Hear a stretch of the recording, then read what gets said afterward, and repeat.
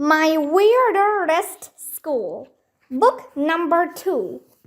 Miss Porter is Out of Order. Written by Dan Gutman. Pictures by Jim Palott. Chapter 7. Miss Porter has superpowers. We grabbed an empty table in the vomitorium. Everybody had a sandwich, except for Ryan. He had a witch sand. It's a reverse sandwich, bread on the inside and meat on the outside. Ryan is weird. I feel sad about Mrs. Yonkers getting fired, said Andrea as we sat down. She was a good computer teacher. She was a nice lady, too, said Emily. That math lesson with Miss Porter was a snooze, I said. Yeah, I thought it was going to be a fun teacher, said Michael. Well, it can't be fun all the time, Alexia explained. It has to do some teaching, too. Yeah, said Neil. It did tell us it was going to be just like a regular teacher. I still think Miss Porter is cool, said Ryan. I'd rather have a personal digital assistant than a human teacher. Not me, said Michael. I'd rather have a real teacher. Me too, said Neil. Me 3, said Emily. Me 4, I said. I don't like Miss Porter anymore. I can't wait until Mr. Cooper comes back. At that moment, a voice said, Mr. Cooper will be back next Monday.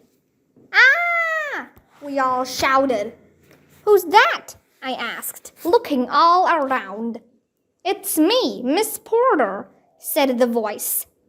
Miss Porter appeared in front of us, just like it did in our classroom. You can move around from room to room? Asked Andrea. Sure, Miss Porter explained, as long as the room has a Wi-Fi connection. Miss Porter walked around our table, looking at our plates. Is that what you're eating for lunch? It asked as it passed by Neil. You should be eating more fruits and vegetables. I usually have carrots, Neil said, but my mom didn't give me any today. All that bread is not good for you, Miss Porter said to Alexia. Too many carbs. I didn't know what carbs were, but they sounded gross. I leaned over to Michael, who was sitting next to me. Miss Porter is annoying, I whispered in his ear. I heard that, AJ, said Miss Porter. Sheesh, it has great hearing. It hears everything. I took a pen out of my pocket and wrote on a napkin, Miss Porter is a poopy head. Then I gave the note to Michael. I saw that, AJ, said Miss Porter. Remember, I have a built-in camera. It has high resolution. Man, it has super hearing and supervision. And I thought Mr. Cooper was a superhero. We couldn't even whisper around Miss Porter. We couldn't even pass notes around it. We couldn't get away with anything around it.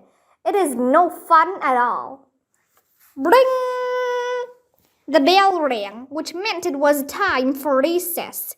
We scraped off our plates into the garbage can. As we left the vomitorium and walked past the office, I noticed our science teacher, Mr. Docker, was standing there with Mr. Harrison, the school tech guy. He fixes stuff that breaks. They were each holding a big cardboard box, and they both looked really sad. Where are you guys going? Asked Alexia. Home, Mr. Docker replied. We just got fired. What? Who's going to be our new science teacher? Asked Emily. Who's going to be the next tech guy? You won't be getting a new science teacher or tech guy, Mr. Harrison told us. They're going to replace us both with personal digital assistants. Chapter 8. The cloud is everywhere. So now 3 of the grown-ups who work at our school had been fired, Mrs. Yonkers, Mr. Docker, and Mr. Harrison. Me and the gang went over to the monkey bars, which are at the end of the playground. Can you believe Mr. Docker and Mr. Harrison got fired? Asked Michael. Shh, keep your voice down, I told Michael. Miss Porter might be using super hearing to listen to every word we say. It can't hear us out here in the playground, Arlo, Andrea explained. There's no Wi-Fi connection out here. Oh yeah, Miss Know-It-All knows everything about technology ever since she started taking her computer class after school. Why can't a truckload of computers fall on her head? Miss Porter is no fun at all, Ryan said. It only got us pizza and told jokes on Monday to make us like it. Then it turned out to be just another regular teacher. Yeah, everybody agreed. This is more serious than that, Andrea told us. I'm afraid that personal digital assistants like Miss Porter are an invasion of our privacy. Invasions are cool, I said. I saw this movie once where these army guys invaded, but Andrea wouldn't let me finish my sentence. Don't you guys see? She asked. First, our computer teacher got fired. Then our science teacher and our tech guy got fired. They fired those 3 people because they know all about computers and technology. Mrs. Yonkers, Mr. Docker, and Mr. Harrison are the only ones who could fight back. Who knows which teacher might get fired next? Alexia asked. Maybe all our teachers are going to get fired. Andrea and Alexia were right. The machines were taking over. One by one, the teachers were getting fired and replaced by personal digital assistants. Maybe they'll replace us too, said Ryan. Then there will be digital teachers teaching digital students. I saw something like that in a movie once, I said. There were these robots, and at first everybody thought they were going to help the human race. But then the robots turned evil and tried to kill all the humans. So the humans had to kill all the robots. Stuff like that happens all the time, you know. Arlo, stop trying to scare Emily, said Andrea. I'm scared, said Emily. Miss Porter may not be a teacher at all, I said. Did you ever think about that? Maybe it's just here to spy on us. We've got to do something, Emily shouted, and then she went running away. Sheesh, get a grip. But Emily was right. We did have to do something. But what? Can't we just turn it off? I asked. It has no on-off switch, Neil said. Isn't there a mute button on it? Asked Alexia.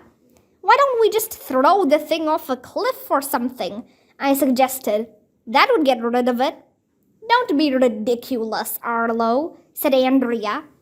There are no cliffs around here anyway, Ryan pointed out. There must be some way to disable it, said Neil. I wondered if we could just unplug it, suggested Andrea. Then, after its battery dies, it won't be able to do anything. At that moment, the weirdest thing in the history of the world happened. We heard a voice.